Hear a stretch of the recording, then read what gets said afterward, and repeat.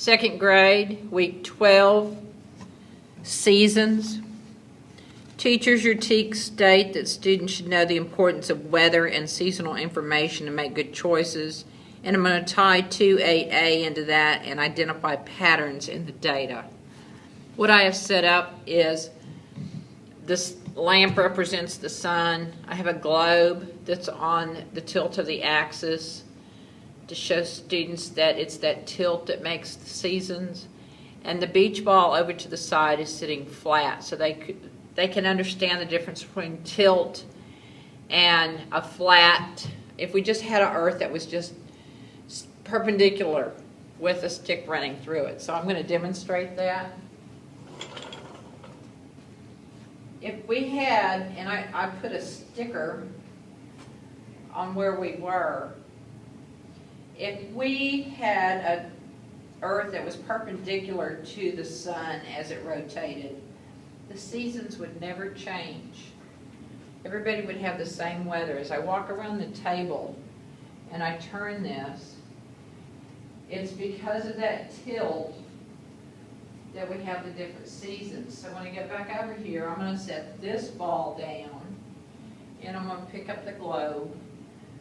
And the globe has a 23-degree tilt from perpendicular. And I have a dot on Texas. And when this, and I'm sitting over here, it's summer.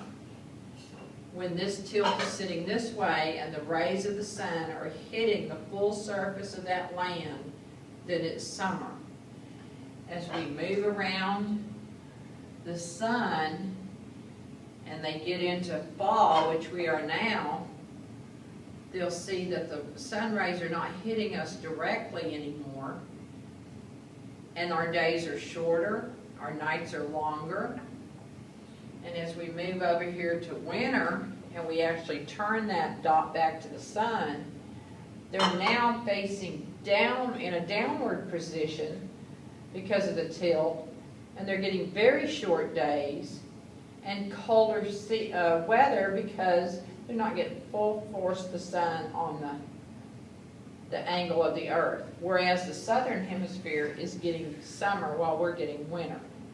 And as we move back over here into the spring, and our daylight begins to get longer, and that tilt eventually will move back to the full surface of the earth hitting the sun's rays. Most kids think that winter happens the further they are from the sun, the colder it gets, because we're in an elliptical orbit.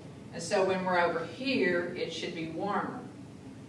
Well, that's not true because it's only the tilt. If I were to take this perpendicular ball and move it far away and do the elliptical orbit, you still wouldn't get a change in your season because you never tilted towards the sun and away from the sun.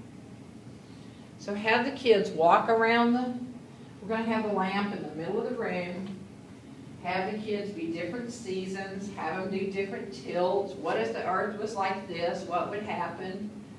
Let them come up with scenarios and think about some good questions to ask them about seasons.